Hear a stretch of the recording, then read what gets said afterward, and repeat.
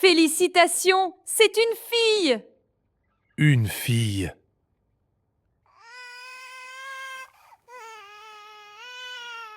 Elle est belle, tu ne veux pas la tenir?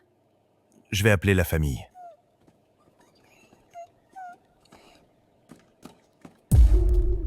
Arrêtons-nous une seconde. Un bébé vient de naître. Sain. Vivant. Magnifique. Et son père s'est éloigné. Pas parce que quelque chose n'allait pas, mais parce que ce bébé était une fille.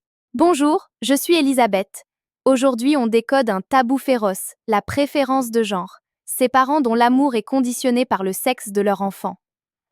Et comment cette blessure invisible, reçue dès le premier jour de la vie, façonne profondément l'identité de cet enfant pour toujours.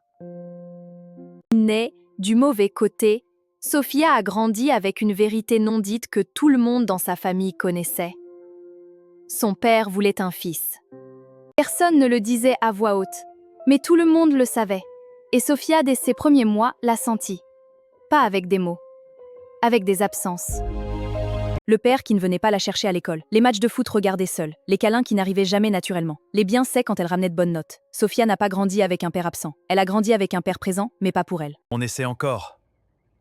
On espère un garçon cette fois. Qu'est-ce qui ne va pas chez moi? Oui, on croise les doigts.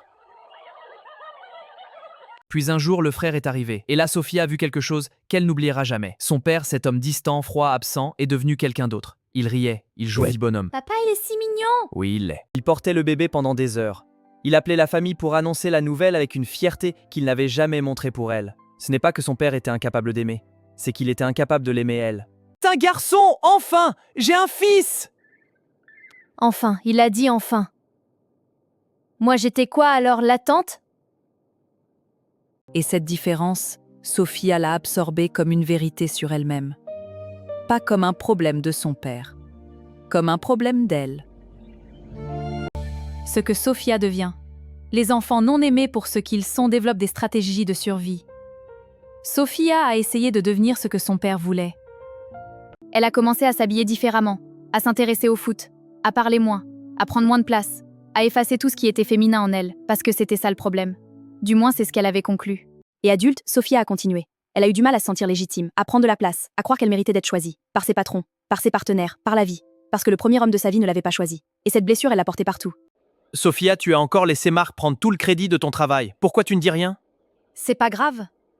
Depuis toujours, je prends moins de place. C'est plus simple comme ça. Si vous vous reconnaissez dans Sophia, sachez ceci. Le problème n'était pas votre genre. Le problème n'était pas vous. Le problème était un parent qui n'avait pas guéri ses propres blessures, ses propres croyances, ses propres attentes toxiques. Vous n'aviez pas à naître différemment pour mériter d'être aimé. Vous méritiez d'être aimé exactement comme vous êtes arrivé dans ce monde. Est-ce que vous avez grandi avec la sensation que votre parent aurait préféré un enfant différent? Racontez-le-moi en commentaire. Partagez cette vidéo, elle pourrait atteindre quelqu'un qui porte cette blessure en silence depuis des années. Abonnez-vous à Elisabeth Décode. À très vite.